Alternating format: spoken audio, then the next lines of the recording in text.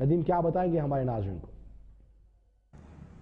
جی، اس وقت ملک بھر کے اندر پھیلنے والی وبا کرونا وائرس کے حوالے سے دیکھا جائے تو شہر پہ اقدامات کیے گئے. اس میں اس وقت بھی تمام شہر کے اندر آج لاک ڈاؤن ہے، اور لاک ڈاؤن کے ساتھ ہی دیکھا جائے تو آرمی کے دستے بھی وہ بھی اس وقت سڑکوں پر آ چکے ہیں. اس وقت آئے چندی گڑھ روڈ کی بات کی جائے تو یہاں پر بھی آرمی کے پیچھے میرے عقب میں ٹرک نظر آ رہے ہیں، اور ان کے جو جوان ہیں وہ کھڑے ہیں اور وہ شہریوں کو روک رہے ہیں، اور اس کے ساتھ چیک کیا جا رہا ہے جو ضروری امور کے لیے نکلنے والی گاڑیاں، سرکاری محکموں کے ملازمین ہیں، میڈیا ہے، دیگر ہے، میڈیکل ہیلتھ کا عملہ ہے، انہیں جانے کی اجازت دی جا رہی ہے. غیر ضروری سفر سے شہریوں کو اجتناب کے احکامات دیے گئے. اس کے ساتھ ہی سندھ گورنمنٹ کی جانب سے بھی احکامات دیے گئے کہ جو بھی غیر ضروری سفر کرے گا، باہر آئے گا اور بغیر کسی کام کے آئے گا، اسے پکڑا جائے گا، گرفتاری اس کی لائی جائے گی عمل میں. گرفتاری کے ساتھ ہی 25,000 روپے جرمانہ جو ہے وہ بھی کیا جائے گا، جو کہ وہ جرمانہ اس وقت دیکھا جائے ایمرجنسی کورونا فنڈ کے اندر جمع کرایا جائے گا. اور اس کے ساتھ ہی شہریوں کو بھی ہدایت دی گئی کہ اب رات کے جو احکامات ہیں اس میں رات 8 بجے صبح 8 بجے تک جو دودھ دہی کریانے کی دکانیں تھیں انہیں بھی بند کرنے کے احکامات دے دیے گئے.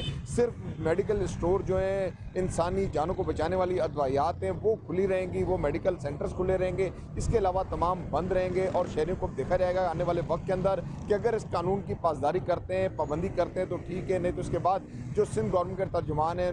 ناصر حسین شاہ، ان کی جانب سے یہ کہنا تھا کہ نہیں تو مکمل طور پر کرفیو لگا دیا جائے گا، جس میں بالکل بند کر دیا جائے گا کسی کا بھی باہر آنا. لیکن وہ ناگزیر حالات کے اندر کرفیو لگانے کی طرف جایا جا سکتا ہے. لیکن اس وقت تک دیکھا جائے تو کرونا وائرس کے حوالے سے کافی حد تک جو شہریوں کو اویئرنیس ہوئی ہے، ماسک کا پہننا، ہاتھوں کو دھونا، سینیٹائزرز